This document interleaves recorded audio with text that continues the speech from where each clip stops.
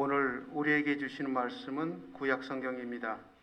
창세기 39장 20절에서 40장 3절입니다. 구약 성경 61쪽입니다.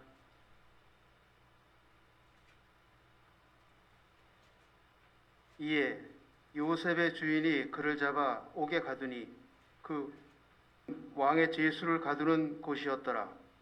요셉이 옥에 갇혔으나 여호와께서 요셉과 함께 하시고 그에게 인자를 더하사 간수장에게 은혜를 받게 하시매 간수장이 옥중 죄수를 다 요셉의 손에 맡김으로 그 재반 사물을 요셉이 처리하고 간수장은 그의 손에 맡긴 것을 무엇이든지 살펴보지 아니하였으니 이는 여호와께서 요셉과 함께 하심이라. 여호와께서 그를 범사에 형통하게 하셨더라. 그 후에 애굽 왕의 술 맡은 자와 떡 굽는 자가 그들의 주인 애굽 왕에게 범죄한지라.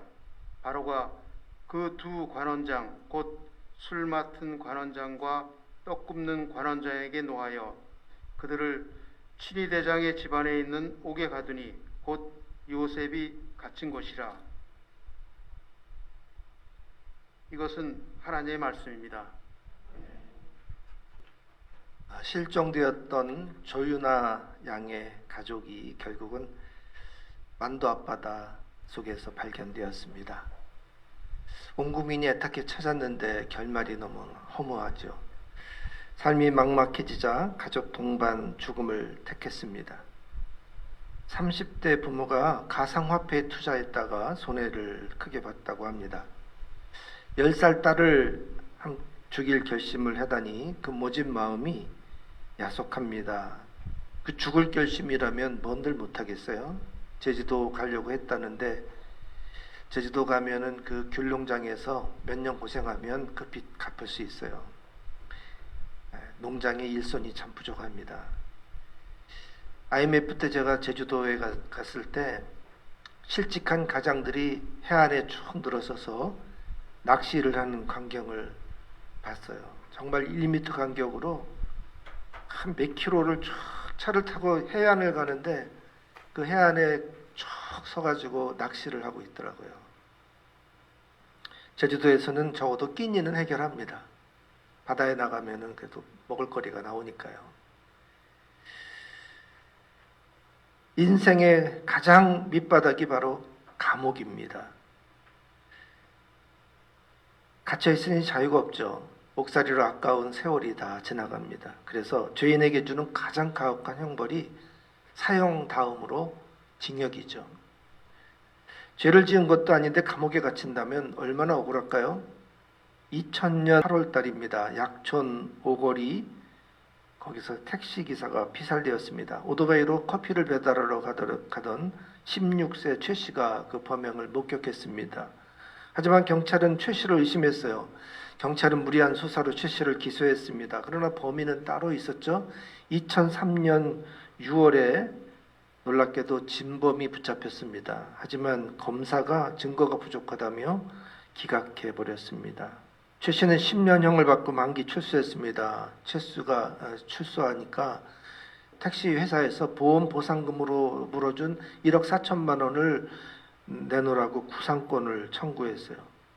최 씨는 옥살이도 억울한데 돈까지 물어주게 생겼습니다. 그래서 최 씨는 재심을 청구해서 무죄를 받아냈습니다.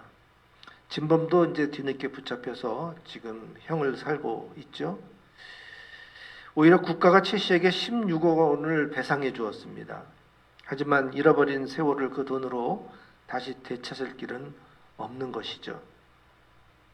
본문은 요셉이 억울하게 감옥에 갇힌 이야기입니다. 감옥에 내려가기까지 이 억울한 일의 연속이었죠. 요셉이 17살 때 형들의 미움을 사서 구덩이에 던져졌습니다. 죽을 고비를 넘기고 노예로 애굽으로 팔려갔어요. 11년 동안이나 노예로 지냈습니다. 그러나 어느덧 건장한 청년이 되었는데 주인의 아내가 이번에 유혹을 합니다. 유혹을 뿌리쳤어도 누명을 썼어요. 요셉은 감옥에 가게 됐고 거기서 2년을 더 지내야 했죠. 요셉의 가족은 참 복잡한 가정입니다. 아버지는 한 분인데 어머니가 네 분이죠. 12형제 중에서 배다른 형제가 10명이었어요. 요셉은 11번째 아들입니다. 어릴 때부터 아버지의 사랑을 독차지했지만 그러나 그것이 요셉에게는 독이 되었습니다. 내 어머니끼리 갈등과 질투가 쌓였어요.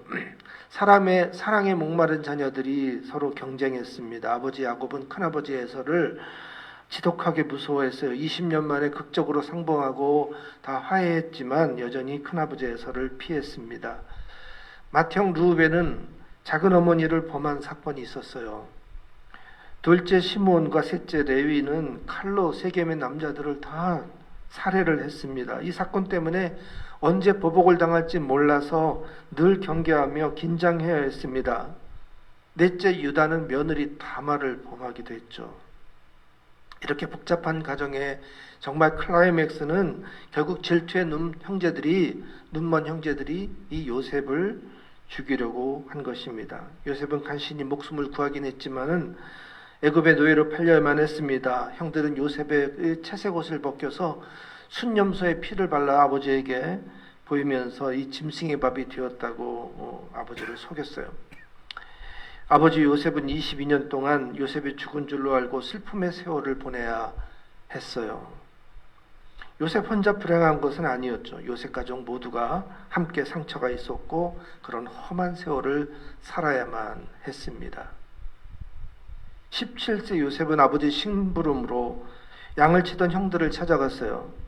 80km를 갔지만은 형들을 찾을 수가 없었습니다. 그때 길에서 묻고 다시 불볕더위 속에서 21km를 더 가서 도단에서야 형들을 만났습니다. 요셉은 반가운 마음에 형들을 보고 막 달려갔어요. 하지만 형들은 요셉의 채색 옷을 벗기고 그를 구덩이에 던졌습니다. 살려달라고 애원했지만 형들은 요셉을 죽일지 말지를 의논했어요. 이 사건이 요셉에게 평생 큰 상처가 됐죠. 마음의 트라우마로 남았을 거예요. 그 충격을 생각하면.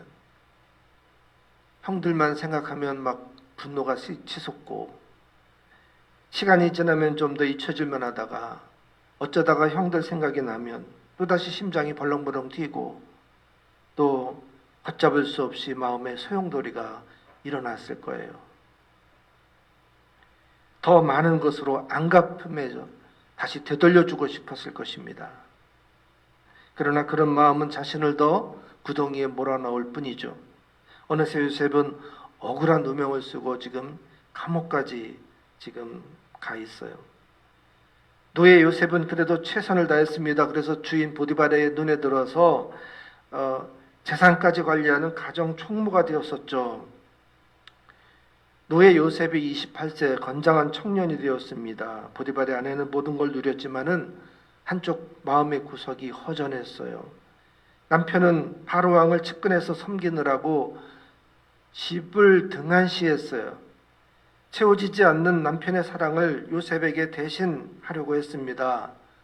요셉에게 동침하기를 청했지만 요셉은 하나님 앞에 죄를 지을 수 없다며 뿌리쳤습니다. 하지만 보디발의 아내는 오히려 요셉이 자기를 겁탈하려고 했다며 죄를 뒤집어 씌웠습니다. 분노한 보디발은 요셉을 감옥에 넣었죠. 사실 귀부인을 겁탈하려고 했다면 그것은 사형감이죠. 감옥형으로 그쳤다는 것은 보디발도 요셉이 사막 그러지는 않았을 거라는 그런 생각 때문에 그렇게 한 거라고 보여져요. 요셉은 어느새 인생의 가장 깊은 수렁에 빠졌습니다. 그런데 본문에 아주 의외의 단어들이 등장해요. 21절에 보면 여호와께서 요셉과 함께 하시고 간수장에게 은혜를 받게 하심에 23절에도 범사에 형통하게 하셨더라. 청춘을 노예로 다 보내고 지금 인생 막장 감옥까지 왔는데 이게 무슨 은혜고 무슨 형통입니까? 아무리 요셉이 인생의 역전의 주인공이라지만 현실에서 이런 처지를 놓고 은혜니 뭐 형통이니 이런 말을 할 수 있겠어요? 우리는 결말을 다 아니까 요셉이 은혜고 그래도 형통이다라는 말을 이해합니다. 그러나 고난 중에 이 단어를 쓰기는 어렵습니다. 요셉은 감옥에서도 잡생각을 떨치려는 듯 열심히 일했어요. 간수장의 눈에 들어 재반 사무를 처리하는 일을 맡았습니다. 하지만 감옥에서 은혜 받고 형통하면 뭐합니까? 그래봐야 감옥 아니에요? 중요한 것은 요셉이 그 감옥에서 서운해하거나 억울해하거나 분노하거나 낙심하지 않았다는 것입니다. 사실 감옥은 요셉의 인생에서 학교였어요. 보디발 가정의 총무일도 장차 애굽의 총리가 되었을 때 나라 살림을 맡는 그때 그 모든 일들이 밑거름이 된 거죠. 그래서 이제 곡식을 거둬서 지방 창고에다 보관해 두고 그거를 다 분배하고 그 다 노예들을 부려먹는 일인데, 요셉이 그 처지를 가장 잘 아니까 그 상황에 맞게 행정 절차를 잘 진행할 수 있었던 게 다 이게 노예에게는 인생의 공부였던 거죠. 요셉이 또 감옥에서 왕실 관원들을 만났습니다. 당대 최고의 정치인들에게 상류의 문화를 배울 수 있는 기회죠. 애굽의 정치, 경제, 종교를 그들에게 배웠습니다. 당대 최고의 정치인들에게 그 사람들을 감옥 아니면 어디서 만나겠어요? 감옥에서 만난 바로의 술 맡은 관원은 나중에 요셉의 아주 훌륭한 정치 후견인이 되어줍니다. 감옥은 바로 정치 1번지였던 거죠. 요셉은 가장 낮은 곳에서 위를 보았습니다. 위에서는 결코 볼 수 없는 것들을 요셉은 보았어요. 요셉이 애굽의 총리가 돼서 왕의 세금을 거두게 하는데 그 수확물의 5분의 1씩 거뒀습니다. 이거를 지방 창고에다 보관하고 흉년 때 나눠서 풀었습니다. 7년 수확의 5분의 1씩 이걸 거뒀다는 거는요, 이게 다시 흉년 7년 때 식량이 돼야 되거든요. 그러면은 뭘 말하냐면 풍년이 평년작의 5배로 거뒀다는 걸 뜻해요. 이렇게 정확하게 예측하고 대비를 할 수 있었던 거는 요셉이 노예로 그 일을 해봤기 때문에 적어도 그 정도의 수확이고 그 정도의 세금이면 무리하지 않을 거라고 정확하게 계산을 할 수 있었던 거죠. 바로 왕도 그런 계산에 놀라고 탐복해서 요셉을 총리로 세운 거거든요. 요셉이 감옥에서 지낸 2년은 바로 하나님의 시간이었습니다. 만약 술 맡은 관원이 복직이 될 때 요셉에게 곧바로 은혜를 갚았다면 어떻게 되었을까요?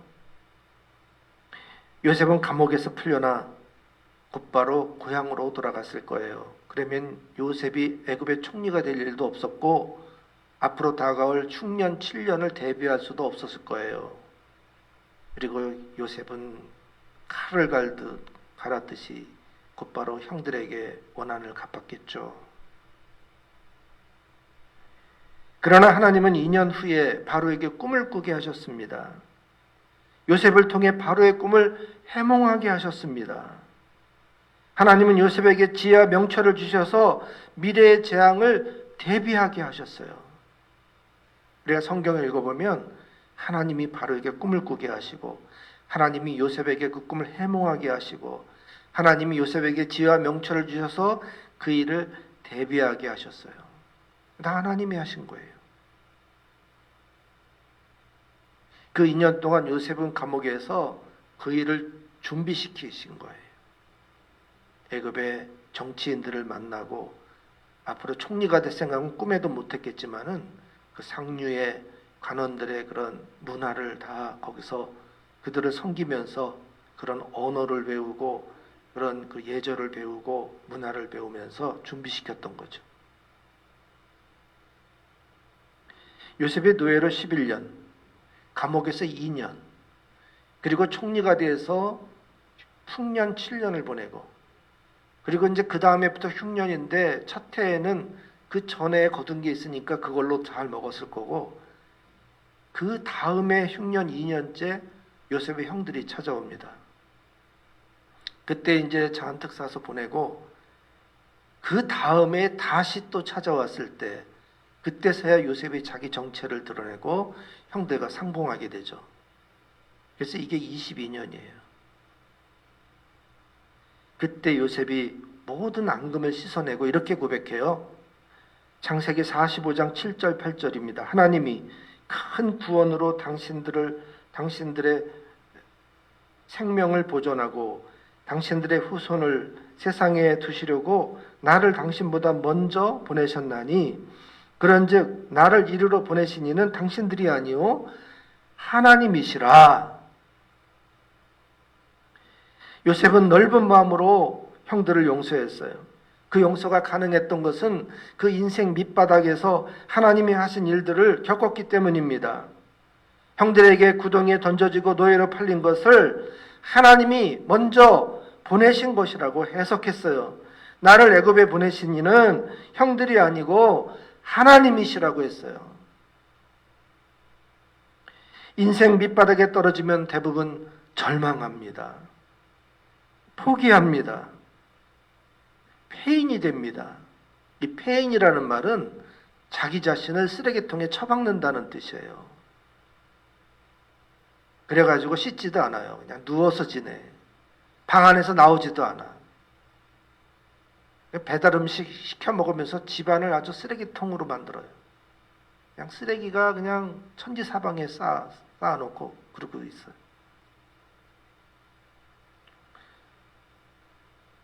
제가 어쩌다 유튜브에서 어떤 동영상이 나와가지고 눌러보니까 쓰레기 청소해주는 그 봉사단체인데 저는 그 세상에 이런 일이에 보면 노인들이 이렇게 저장 강박증에 걸려가지고 집안에다가 온통 쓰레기 이거 싸놓고 그거 치우는 거 어쩌다 봤는데 요즘에는 젊은이들이 그러더라.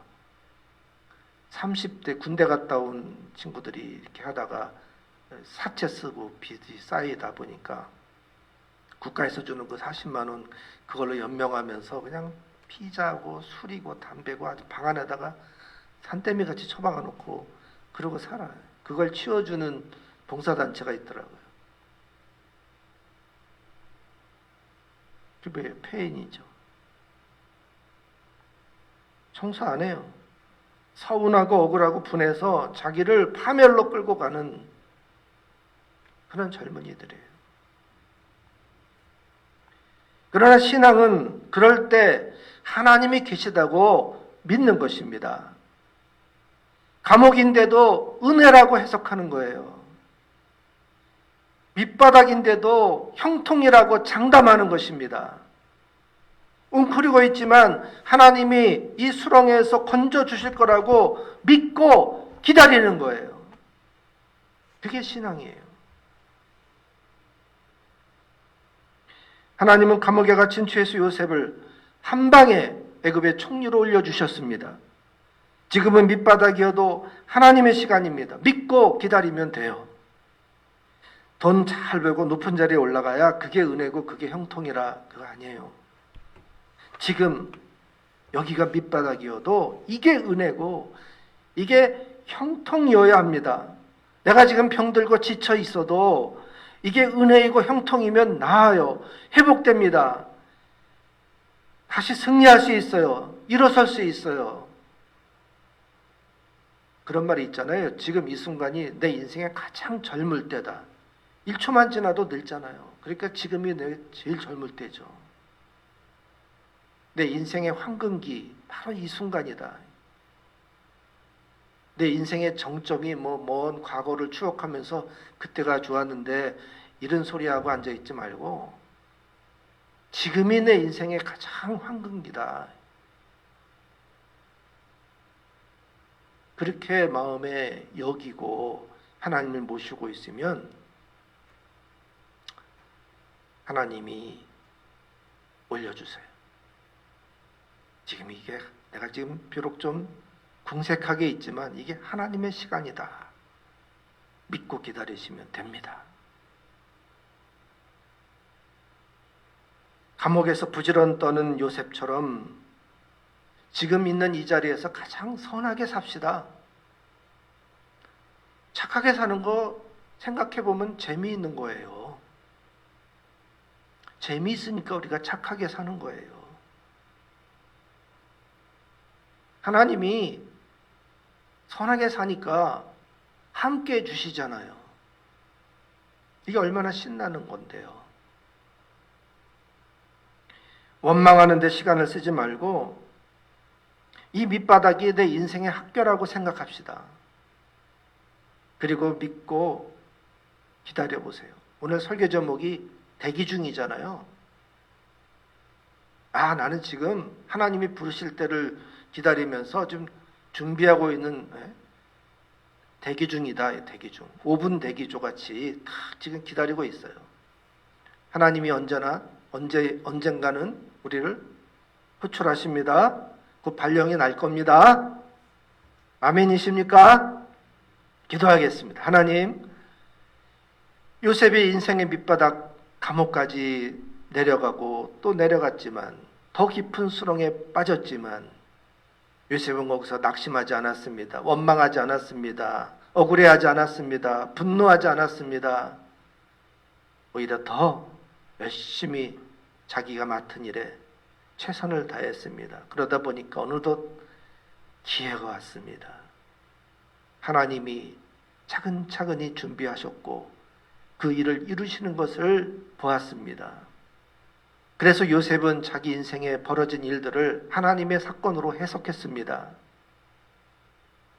그래서 형들을 만났을 때도 하나님이 나를 여기 보내신 거라고 형들에게 원망을 쏟아내지 않고 오히려 하나님을 찬양하면서 그 일을 화해를 했습니다. 하나님, 우리가 인생을 살면서 때로는 이렇게 깊은 수렁에 빠질 때가 있습니다. 그러나 그때 낙심하지 않습니다. 원망하지 않습니다. 오히려 이게 은혜이고 이게 형통이로다 하나님을 우러르며 찬양할 것입니다.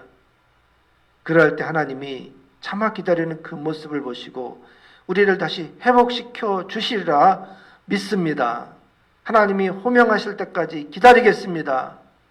인내하겠습니다. 하나님이 준비시켜 주시면 언제든지 채비하고 나설 준비가 되어 있사오니 곧 불러 주시옵소서. 예수 그리스도 이름으로 간절히 기도하옵나이다. 아멘.